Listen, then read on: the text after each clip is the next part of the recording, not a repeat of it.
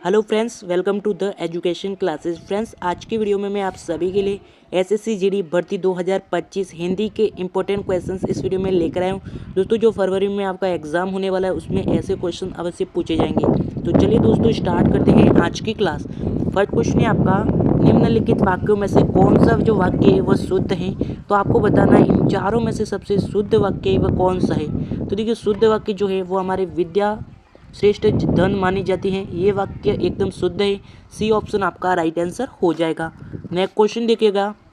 Next question है आपका, निम्नलिखित वाक्य श्रुतिपूर्ण अथवा श्रुतिहीन है।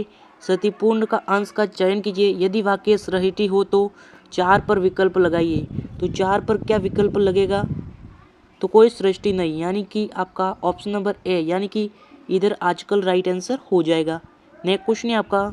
नेक्स्ट क्वेश्चन देखिएगा, सिंह की सवारी सबके बस की बात नहीं है। उस विकल्प का चयन करें जो उपरोक्त वाक्य में रेखांकित पद का पर्यायवाची शब्द नहीं है। यानी कि सिंह का जो पर्यायवाची शब्द है वह कौन सा नहीं है? तो वो हमारे ऑप्शन नंबर सी, यानी कि जो मणि है वो हमारे सिंह शब्द का पर्यायवाची शब्द नहीं है। सी ऑप्शन आपका मणि राइट आंसर हो जाएगा। नेक्स्ट क्वेश्चन है आपका। नेक्स्ट क्वेश्चन देखिएगा, अशुद्ध वाक्यों को शुद्ध कीजिए। बच्चों से गुस्सा मत करो, यानी ये गलत वाक्य है। इस वाक्य को शुद्ध करना है तो क्या होगा?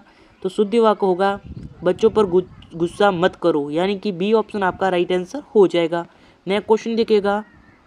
नेक्स्ट क्वेश्चन क्या देखिएगा, नीचे लिखे शब्द का सही विलोम शब्द चुनिए। यानी जो गरल है उसका जो विलोम शब्द है वो क्या होगा?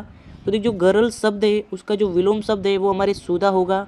बी ऑप्शन आपका सुधा राइट आंसर हो जाएगा। नेक्स्ट क्वेश्चन है आपका, निम्नलिखित में से कौन सा लक्ष्मी का पर्यायवाची नहीं है। यानी आपको बताना है कि लक्ष्मी का जो पर्यायवाची है वह कौन सा नहीं है। तो वो हमारे ऑप्शन नंबर डी, यानी कि जो भारती हैं वो हमारी लक्ष्मी का पर्यायवाची नहीं है। बाकी तीनों जो है वो हमारी लक्ष्मी के पर्यायवाची है। नेक्स्ट क्वेश्चन है आपका, दिए गए शब्द का विलोम शब्द ज्ञात करें। यानी कि जो विमुख है इसका जो विलोम शब्द है वो क्या होगा? तो डेफिनेटली जो विमुख है उसका जो विलोम शब्द है वो हमारे उन्मुख होगा। सी ऑप्शन आपका उन्मुख राइट आंसर हो जाएगा। नेक्स्ट क्वेश्चन है आपका, दिए गए वाक्यांश के लिए सार्थक शब्द ज्ञात कीजिए जो आंखों के सामने हो। तो क्या हो जाएगा? तो वो हमारे ऑप्शन नंबर सी, यानी कि प्रत्यक्ष राइट आंसर हो जाएगा। नेक्स्ट क्वेश्चन है आपका। नेक्स्ट क्वेश्चन देखिएगा, दिए गए प्रश्न में वाक्य को पूरा करने के लिए 4 विकल्प दिए गए हैं। सही विकल्प बताइए। लाख डाकू को करने में जनता ने सहयोग दिया। यानी जो क्वेश्चन मार्क, यानी कि जो खाली स्थान है उस पर क्या आएगा? तो उस पर जो आएगा वो हमारे गिरफ्तार आएगा। यानी कि लाख डाकुओं को गिरफ्तार करने में जनता ने सहयोग दिया। तो आपका गिरफ्तार राइट आंसर हो जाएगा। नेक्स्ट क्वेश्चन है आपका, निम्नलिखित वाक्यों में दिए गए विकल्पों में से उचित पद है वो चुनिए। जिसे जिसे न देख सके, न सुन सके और न छू सके, वो क्या होगा? तो बताओ क्या हो जाएगा? तो वो हमारे ऑप्शन नंबर डी, यानी कि अगोचर राइट आंसर हो जाएगा। नेक्स्ट क्वेश्चन देखिएगा। नेक्स्ट क्वेश्चन क्या देखिएगा, निम्नलिखित मुहावरों में से उपरोक्त शब्द छूट गया है, उसका रिक्त स्थान है उसे पूरा कीजिए। यानी कि कदम लड़कना, इस मुहावरे का अर्थ और इसमें इसमें कौन है? तो उसमें कौन है? तो वो हमारे ऑप्शन नंबर ए, यानी कि टीक न पाना, ए ऑप्शन आपका राइट आंसर हो जाएगा। नेक्स्ट क्वेश्चन है आपका।